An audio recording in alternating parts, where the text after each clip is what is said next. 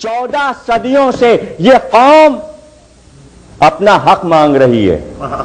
کیا حق مانگ رہی ہے؟ صرف اتنا حق کہ ذکر اہل بیت کرنے دو.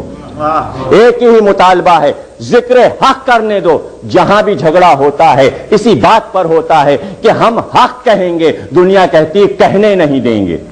تو یہ مطالبہ ہے ظہور امام تک کہ صرف ایک حق چاہیے اور وہ اس ذکر کا، حق کا بیان چاہیے. زہرا نے بتایا مطالبہ ضرور کرنا، ملے یا نہ ملے. اور اس کے بعد آواز دی کہ لاؤ میرے باپ کا ترکہ اور ورثہ مجھے دے دو. تو جواب ملا گواہی لائی ہو؟ گواہ ہیں تمہارے پاس؟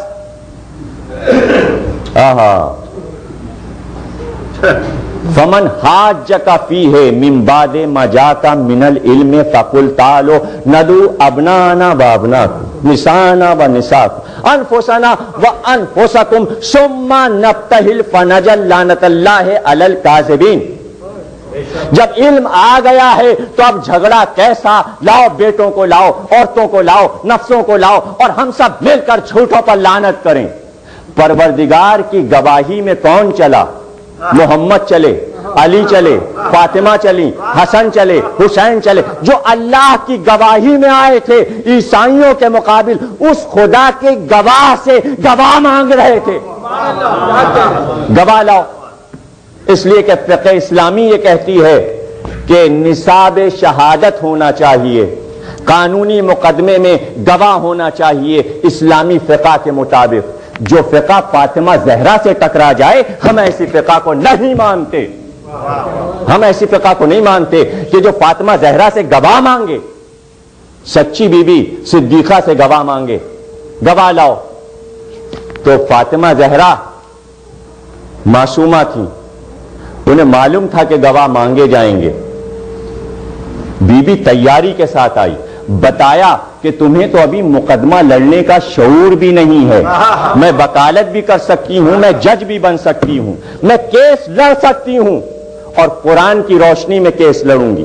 زہرا نے بتایا کہ میں تو اصولی قانونی لا کے مطابق عدالت میں آ گئی. تمہیں اتنا نہیں معلوم کہ جس پر مقدمہ کیا جاتا ہے وہ جج نہیں بن سکتا.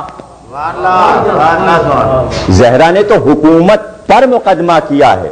حکومت کو کہنے میں آنا چاہیے، جج تیسرا ہونا چاہیے. دنیا کے لا میں ہے، قانون میں ہے، جس پر مقدمہ ہوتا ہے وہ فیصلہ نہیں کر سکتا. اس کو آنا پڑے گا، وکالت کرنی پڑے گی اور تیسرے کو بلا کر فیصلہ کروانا پڑے گا. اور یہاں فیصلہ کرنے والا خود ہی مجرم ہے، اس کا کوئی وکیل نہیں. زہرا نے بتایا کہ تم تو گواہ نہ دے سکے اپنی جھوٹی حدیث پر، میں چونکہ اپنے باپ کی بیٹی ہوں اس لیے میں گواہ لائی ہوں. کہ کتنے ہیں گواہ؟ کہ علی کو لائی ہوں گواہی میں، حسن کو لائی ہوں گواہی میں، حسین کو لائی ہوں گواہی میں، اور اپنے گھر کی کنیز ام ایمن کو لائی ہوں گواہی میں. جواب ملا کہ اسلام میں 2 مرد ہونے چاہیے گواہ یا 4 عورتیں. تمہاری گواہی ناکافی ہے اس لیے قابل قبول نہیں. جو بی بی پہلے سے یہ جانتی ہے کہ گواہ مانگے جائیں گے اور گواہ لے کر گئی ہے، کیا اس بی بی کو یہ نہیں معلوم کہ 2 مرد اسلام میں ہوتے ہیں اور 4 عورتیں؟ تو بی بی کے لیے کیا مشکل تھی؟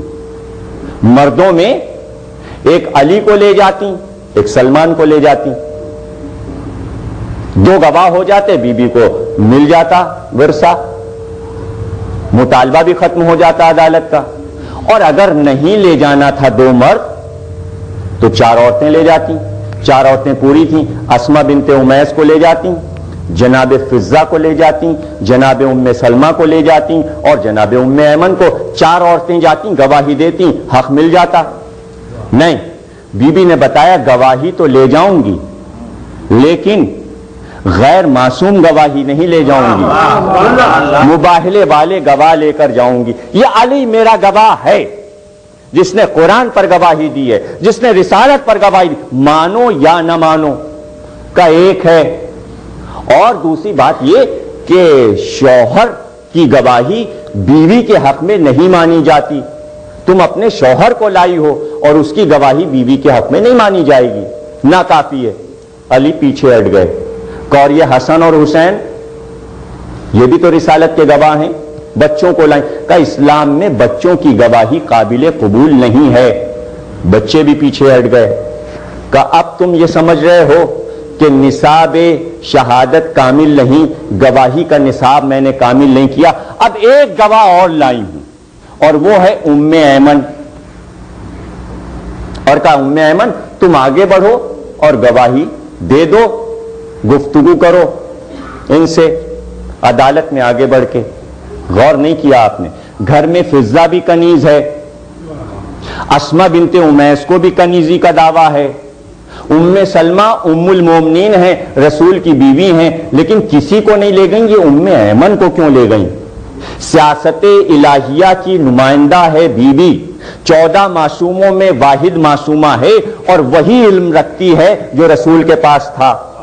کس کو لے گئی؟ ام ایمن کو. کیوں لے گئی ام ایمن کو؟ جناب ختمی مرتبت کے والد جناب عبداللہ نے بازار سے خریدا تھا کنیزی میں. جناب عبداللہ نے ام ایمن کو خرید کر کنیز بنایا تھا. عرب کا دستور تھا کہ جب کوئی مر جاتا تھا تو مال و متاع بیٹے کو ملتا تھا, اس کے بعد اس کے بیٹے کو. تو اس میں زیادہ تر جو مال ہوتا تھا کنیزیں ہوتی تھیں, غلام ہوتے تھے, نیزے ہوتے تھے, تلواریں ہوتی تھیں, گھوڑے ہوتے تھے, ناقے ہوتے تھے. ظاہر ہے کہ بینک بیلنس تو نہیں ہوا کرتا تھا اس زمانے میں, یہی چیزیں تھیں اور اسی کی وراثت تھی. زمین تھی, باغات تھے, کھیت تھے. تو بی بی اس لیے لائی ام ایمن کو کہ دیکھو عبداللہ کی کنیز ہے ام ایمن. جب عبداللہ کی وفات ہوئی تو یہ کنیز وراثت میں محمد کو ملی. جب محمد کی وفات ہوئی تو یہ کنیز وراثت میں مجھ کو ملی. نبی وارث ہوتا بھی ہے, وارث بناتا بھی ہے, ورنہ یہ کنیز پھر حکومت کو مل جاتی. اگر محمد کا مال حکومت کا ہے اور قبضہ حکومت کرنا چاہتی ہے نبی کے مال پر, تو سنو, جتنے نیزے چھوڑے ہیں وہ میرے گھر میں, جتنی تلواریں چھوڑی ہیں وہ میرے گھر میں, جتنے لباس چھوڑے ہیں وہ میرے گھر میں, جتنی کنیزیں چھوڑی ہیں وہ میرے گھر میں. لے سکتے ہو تو لے کر دکھاؤ. اور یہی نہیں, علم کا وارث بھی ہم کو بنایا ہے. سب کچھ چھین سکتے ہو, علم نہیں لے سکتے. دیکھو میں اس کنیز کو گواہی میں لائی ہوں, یہ وراثت میں چلی آ رہی ہے 3 پشتوں سے, اور اس لیے لائی ہوں کہ ذرا اس سے بات کر کے دیکھو. جواب ملا ایک عورت ہے. کہا پہلے بات تو کرو, ایک عورت ہے, بات کرو.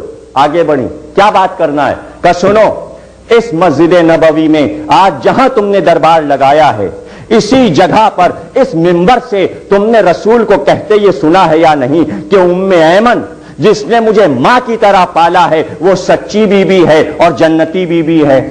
کہا ہاں سنا ہے, ہم نے سنا ہے کہ رسول نے یہ کہا کہ ام ایمن سچی ہے. کہا تمہیں معلوم ہے میں جھوٹ نہیں بول سکتی؟ کہا ظاہر ہے جب رسول نے تمہیں سچا کہہ دیا تو تم جھوٹ کیسے بول سکتی ہو؟ تو کہا میں گواہی دیتی ہوں کہ فدق فاطمہ کا ہے. صلوات پڑھیے گا.